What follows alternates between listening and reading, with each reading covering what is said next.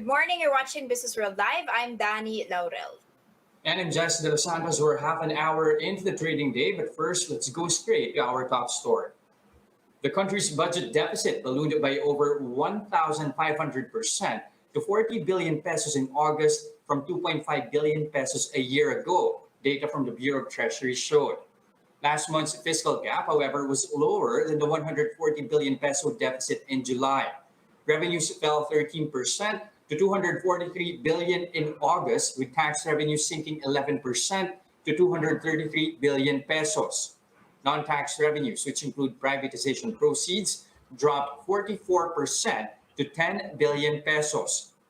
Meanwhile, spending increased by just nearly two-fifths of 8% to 283 billion pesos, a slower pace than the 10% uptick in July. The August tally brought the 8-month fiscal gap to 740.7 billion pesos, more than 500% up from 120 billion pesos last year.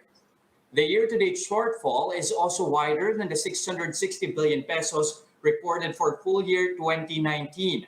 Despite this, Finance Chief Sonny Dominguez says the Bureau of Internal Revenue and Customs are confident that they will be able to meet their reduced targets for 2020 despite the pandemic.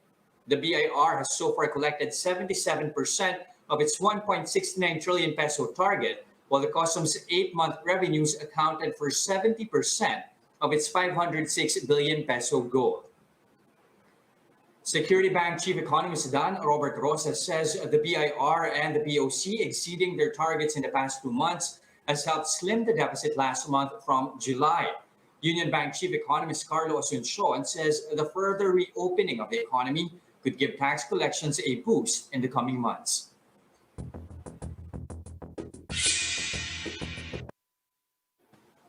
All right, Dan, you had reported yesterday when the budget deficit figures broke that the peso weakened anew. How's the local unit doing this morning? Okay, so that weakening, as you pointed out, seems to be persisting, Jess. So if you take a look at my terminal here, this is the 3-day chart of the peso. That is the green line versus the blue line, which is, of course, crude oil. You can see on the terminal that there is a clear uptrend here. So we have been weakening. We are now trading at 48.548 to the greenback. We had already touched lows of as low as 48.3, 48.2. But if you take a look at the 5-year chart, for example, you're still going to be seeing how we are on a downtrend when you take a look at the long term. And that really means that we've been strengthening by more than we've actually seen in the past 4 years. And if you take a quick peek at the world currency ranker, that is a function of Bloomberg, which shows basically which ones are the strongest currencies year to date. And this is the ranking in Asia. Take a look at that. The Philippine peso still returning 4.33% since January. This amid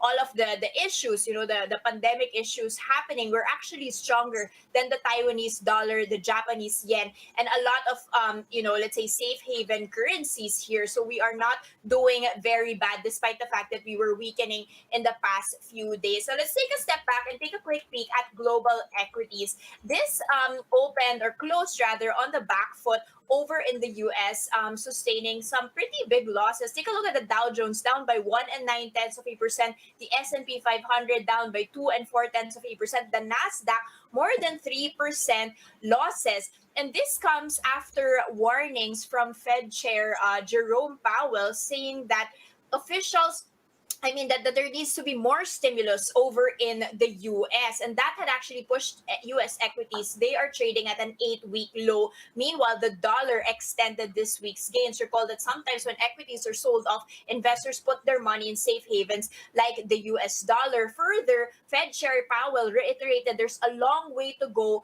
for the economic rebound, and that requires more support. Now, if you take a look at how Europe had performed, that was actually in the green yesterday. That was recovering from a sell-off that we had seen after much more record cases, and several countries had been reported in terms of COVID-19. But also, you've got over in the UK, Prime Minister Boris Johnson announcing stricter measures for the next 6 months. So quite a long road ahead, even for Europe, which thought we were out of the woods. And if you take a look at Asia, it is a sea of red, really just bloodshed here following all of those comments from Powell. You've got Japan opening down by 0.6% for both indices. Over in the Hang Seng, that is in Hong Kong, down by 1.5%. So no one spared here. Everyone trading lower. The most heavily hit seems to be South Korea, which is down by 2%. Now, how are we faring compared to that? Still on the same downward path as we had seen yesterday. We're still at 5,800 levels. Take a look at that. 58.59 is where we're trading at in terms of 30 minutes of trade. That's down already by 0.6%. So if you compare that to the rest of the region, at least we are not, so to speak, as bad as a sell-off that we have been seeing. Now, this according to Darren Pangan of Timson Securities, sentiment remains to be, of course, all about the COVID-19 situation in Europe. And also, he is saying that investors may be looking towards what the government's decision here in the Philippines will be after September 30. Now, recall that we are under a GCQ until September 30, and we're waiting. Will that be extended? Will we be back, to stricter lockdowns? Will those measures be eased? So it's anybody's guess at this point. But this from Chris Mangon of AAA Equities. He's saying that there is a bit of a optimism here, but also the fact that there's concern without additional mobility. So there's no easing on the public transport restrictions, as well as the reopening of tourists. There's still caution on how the economic activity will be picking up. And in fact, you've got value turnovers rather weak. That was just 4.45 billion pesos worth of trades yesterday. Foreigners continue to be net sellers for the ninth straight day, even as those outflows had declined. Now, I just want to take a quick peek at specific stocks to be watching out for here. One is San Miguel. Some good news for that front. Their Bulacan Airport has been granted a 50-year franchise, which has now cleared the Senate panel. Basically, this has been a point of contention for this Bulacan Airport. You've got the finance department saying they cannot be granting all of these tax concessions for such a long time, but it had hurdled the Congress, and it has now actually hurdled the Senate. And you've got specific people like Senator Grace Poe, together with Sherwin Gatchalian, Richard Gordon, Mig Zubiri, and Joel Villanueva expressing support for this franchise. This is, of course, a 1.5 trillion peso Bulacan Airport, right? And this, now, if enacted, the Senate bill will grant a 50-year franchise, which includes a 10-year maximum period that actually exempts them during this construction period of 10 years from specific taxes. And they will also be entitled to a 12% revenue share annually. So this, of course, has been granted to San Miguel, but it's still about to be enacted in the Senate. But still, you can see San Miguel up by 1.4% to 99 pesos and 95 centavos. Speaking of airports and how that is moving along, we've got another player, Macroasia. We had reported yesterday that they were having difficulties together with their Chinese partner for the bidding documents for Sangli Airport over in Cavite. They finally got a 90-day extension, okay? So that is from the Cavite provincial government due to COVID-19 pandemic, and they will be getting that extension to still propose that bid. Macroasia, however, sliding a touch by 0.8%. Now, just, to highlight here, Jess, you've actually got tourism on the forefront, hoping for a reopening. One in particular, Boracay. So that is hoping to reopen starting October 1. And tourists from areas under the GCQ, including our capital, Metro Manila, will actually be allowed on the island next month, as long as, of course, they have tested negative from COVID-19 and they have pre-booked accommodations. This according to the DOF Undersecretary Bengzon. So possibly us being able to hang out in Boracay sometime soon there, Jess. Well, definitely you'd want to get your feet in some genuine, real white sand there. One stock that was flying high yesterday was Mary Martyr, only IPO so far this year. What are they doing with that fresh funding, Dan? Okay, so super exciting in terms of Mary Mart, right? Initially, they were only announcing just expansion plans, very, very ambitious expansion plans. These are small grocery convenience stores, right? And mainly in the provinces. And now, get this, they have joined together with Food Panda, okay? And they will be creating what they call dark grocery stores. So you've already got this idea of dark kitchens, where in restaurants, instead of having restaurants in the malls, which are, quite expensive for rent, they will now be, those restaurants are in dark kitchens, and then deliveries come from those dark kitchens, so you don't know where these locations are. Same will be with the dark grocery stores that they want to do. They're going to be having specific locations where they will be keeping the inventory, and then they will be delivering within 15 minutes. That's so exciting. So you can actually order your groceries online and get it within 15 minutes. But apart from that, they also said that they will still continue with the branch expansion. They will be having 25 branches from by the year end from 11, which is right now. So yesterday, it rose by as much as 6%. And take a look at that, in 3 days already up by 12%. Mary Mart, and a lot of, investors actually banking on that concept, trading at 3 pesos and 27 centavos. Now, enough about these specific stocks. Yes, we'll be talking about that later on in the broadcast, of course, with our guests later on. But let's talk about the Philippine Stock Exchange itself. And they are trying to encourage more people to start listing. As I mentioned, we've only had one IPO this year, that's Mhm. Mary Mart. So what are they doing about that? All right, huge changes here, Dan. And we're talking about slashing at least a minimum capital requirement here. And that's just one of the changes they're eyeing here to make the local bourse more competitive in the region. Now, just to give you an idea, from the current 500 million peso minimum cap requirement for those wanting to be listed in the main bourse, they're now downscaling it to a minimum of 75 million pesos for a 3-year cumulative net income. So the latest fiscal year, in that proposal of the PSE, in the latest fiscal year of anyone who wants to get listed on the local bourse must actually have at least a 50 million peso net income. Now, so what are the other changes that they are proposing here for the local bourse? So according to them, the focus now will be on net income instead of EBITDA as a gauge of profitability. Now, according to them as well, the minimum total stockholders' equity of 500 million pesos to ensure companies' fiscal standing as well. Now,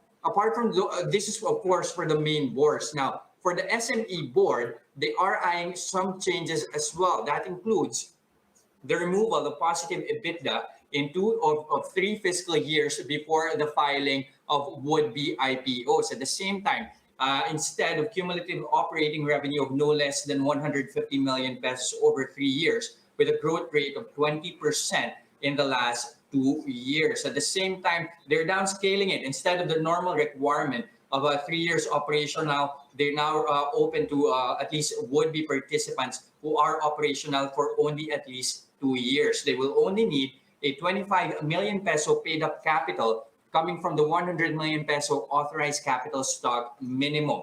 At the same time, this time around, they are going to prohibit a backdoor listing. In fact, they are saying that company's purpose, whether it be primary or secondary, may now be changed 7 years from listing.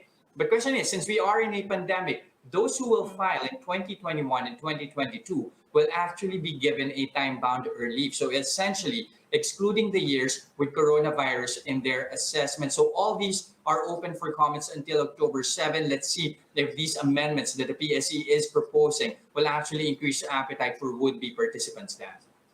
Very interesting. So the PSE wants it to be easier for, Exactly. companies to actually list. But on the other hand, you've got the BSP being a bit more stringent, so to speak, on financial institutions. Tell us more about that.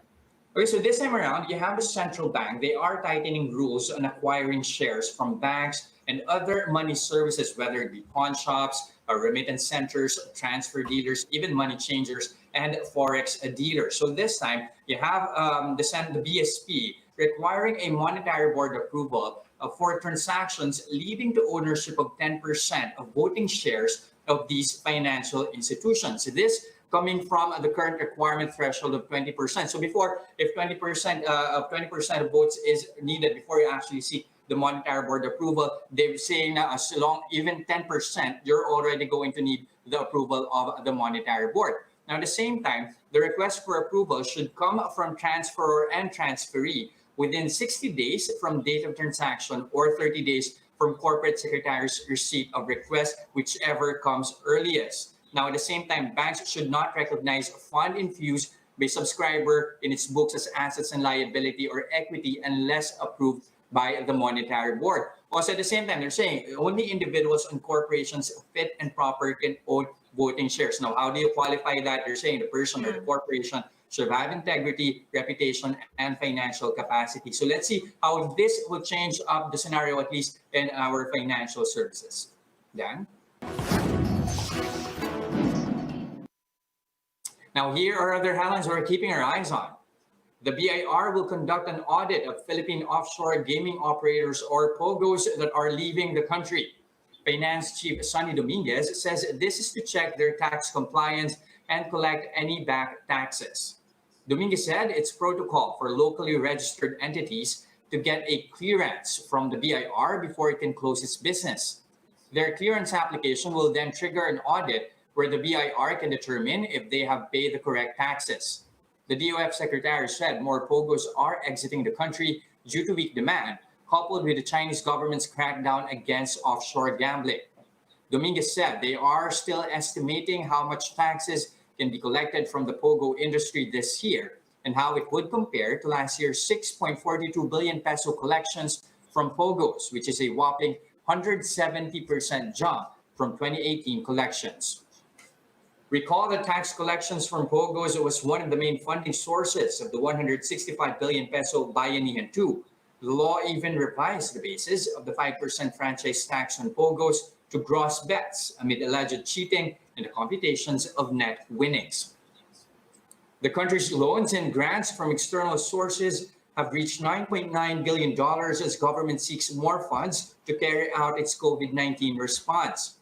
Finance Secretary Sonny Dominguez said the Philippines was able to secure financing from development partners and commercial markets at very low rates and longer repayment periods.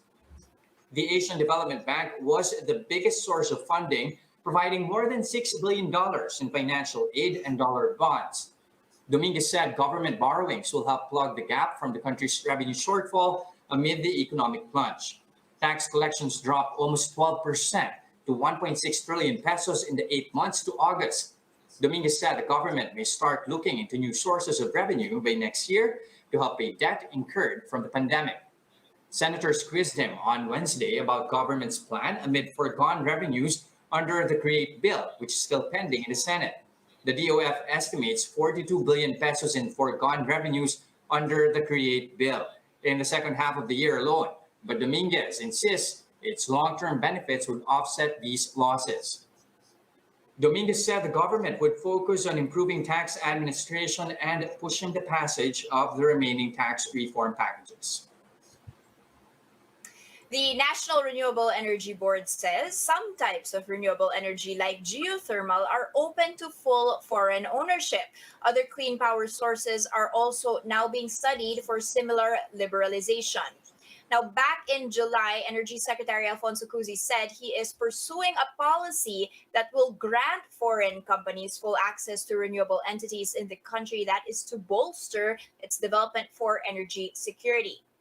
NREB Chairperson Mona Lisa Di Malanta says geothermal biomass and large hydropower plants can be put up for full foreign ownership as certain components are not covered by the 60-40 constitutional rule governing the use of indigenous resources. Cusi said he supports more foreign ownership in this energy industry because most renewable technologies are foreign sourced, and it is not like investors can just abandon the country and take their investments with them. Still, the Bayan Muna party list is already gearing up to challenge such a policy. Representative Carlos Zarate says the degree by which officials of the Duterte administration are selling our country to foreign interests is, quote, truly appalling and gravely condemnable.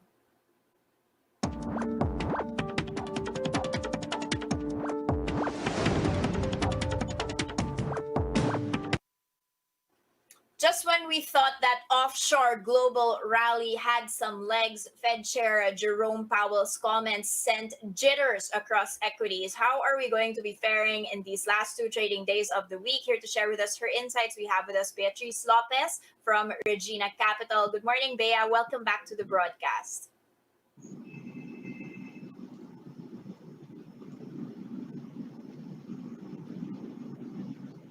Hi, Bea. Just checking if you can hear me. Hi, yes, I can hear you. Great. Okay, Bea, I just wanted to kick off on the general sentiment that is going on here. I mean, there was a global rally just before last week that was quite ongoing, and even in the U.S., you've had the indices hit their all-time highs, despite the fact that there were still, surging coronavirus cases over in the U.S., high unemployment figures over there. Why suddenly the sentiment has soured right now? I mean, are these things not something that were already priced in? These risks, are there any bigger new risks that were not already being priced in earlier on?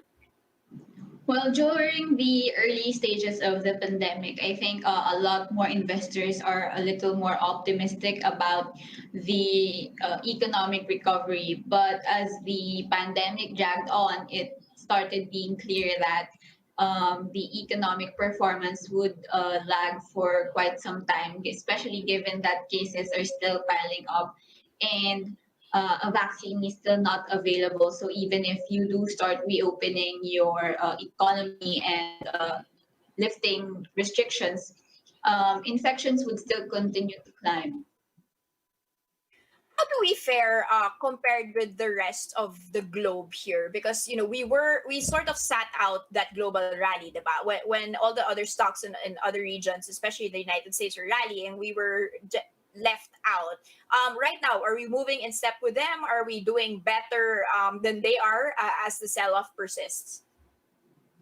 Um, I think that compared to the Western markets, we are not in step with them. We have been trading mostly sideways to down for quite some time, especially after a brief rally earlier in around June. But I think mostly the key drags on the local market is that foreign sentiment on the Philippine bourse has been lackluster, and aside from that, investors are still looking at the coronavirus cases and the government restrictions and their response on how to curb infections while at the same time still supporting the economy. But what is the sentiment of investors now? We're approaching the end of September, and so far we're still in the GCQ. What are markets pricing in? Will we be excited, so to speak, if we remain under GCQ without going back to tighter restrictions? Is there an expectation that we are ready for looser restrictions, or would that be an upward surprise if that does happen? Initially, during the early stages of the lockdown, we saw government officials kind of preparing the market as to on whether or not they would prolong the quarantine period or not. But we are not seeing that right now, and we have not heard any rumors either as to whether or not the government would choose to extend the lockdowns. But I think, judging from the cases, it's highly unlikely that the quarantine measures would be tighter because the economic impact has been, for lack of a better word, substantial. Since Mm-hmm. the Philippines is highly dependent, I would say, on consumer consumption. Bea, when you look at this chart that I'm flashing here in my terminal, we're still trading at 17.6 times or 17.7 times forward PEs, which, is still a recovery from, the March 19 lows here. And we're actually approaching the levels of early 2018. What's keeping us, afloat here, especially since foreign funds have been exiting? Do you still see this as a positive, optimistic trend? I think it was mostly propelled by bottom fishing during as you've said, during the March period, since there was a significant downturn in the market. And a lot of investors have likely positioned already during that time due to the widespread bargains. And that is what is mostly driving the market right now, just finding opportunities in stocks that are currently undervalued. Okay, let's talk about those opportunities. One of which is FGen. On the back of all of these news on the possible foreign ownership of renewable energy, is this something that investors are really looking out for? FGen had done, a tender offer recently. It sold part of its shares to foreign investor KKR. Tell us, how does this change the game, and what does this mean for other power players? Allowing foreign investments in the power industry could entice some investors overseas to bring their investments here, especially in the power sector. Before the pandemic, we are on the brink of a power shortage due to the lack of new projects that are bidded out.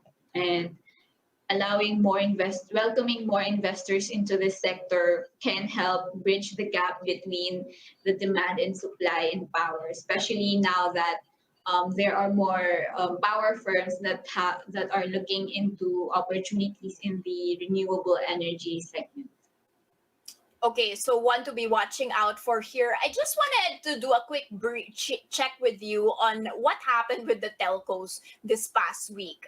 You've got now hitting almost ceiling there, up by 49%, and then suddenly sold off after comments of former DICT Undersecretary Eliseo Rio saying that they are not the fourth telco, and then also Dito Telecom was moving because of that. What's really going on here? What's the story here? What's the speculation that's happening? I think there has been some miscommunication on whether or not now is a telco player.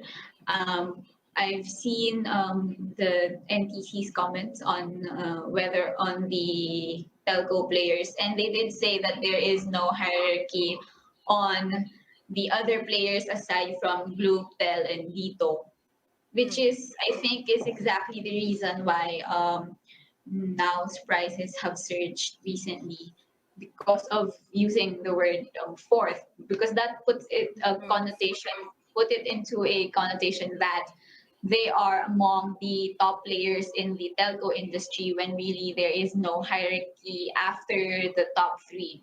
But still, since now is still a telco company, they have an advantage, especially now that most of the employees are working from home and the demand for internet has spiked significantly since the pandemic. So that can also um, push them into investing more in their infrastructure so as to improve their services, which we've already seen in Globe and Tel, wherein they are still planning to roll out their 5G frequencies even amid the pandemic.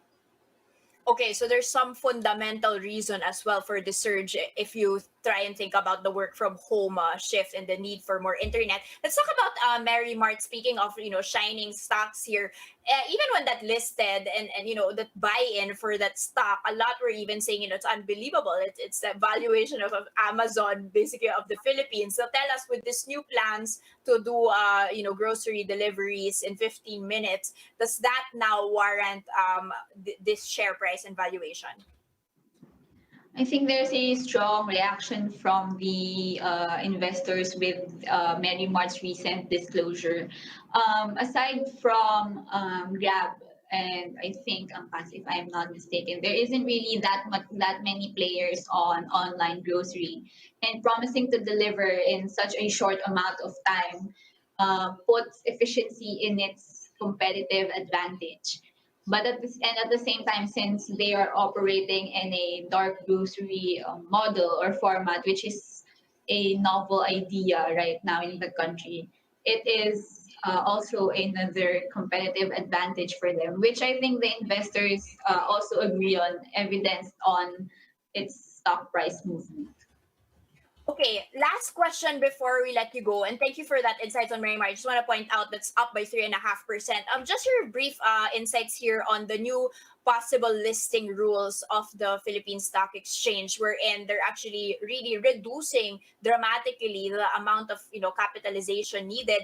Is that going to be positive for investors, or is that going to create even more risks when you talk about trading and volatility? I think in terms of enticing companies to list, it would be a positive catalyst to reduce or loosen the requirements, especially since companies who are planning to list on the SME board only need 2 years worth of operating history. Over I think the past 1 to 3 years, IPOs have been really scant, and there and I think this move is a sort of an initiative in order to entice more companies to go public. But in terms of whether or not it would increase the risk in trading, their requirements are still focusing on profitability, which I have observed over the recent listings of SME companies is very achievable. So I think investors can still not expect a spike in risk at all. Okay, so it's actually a positive thing for you without necessarily increasing the risk profile. Thank you so much. That was Bea Lopez of Regina Capital.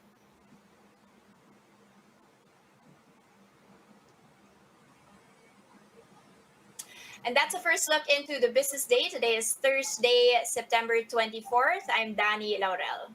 Catch us again tomorrow at 10 a.m. I'm Jess De Los Santos. We are One News.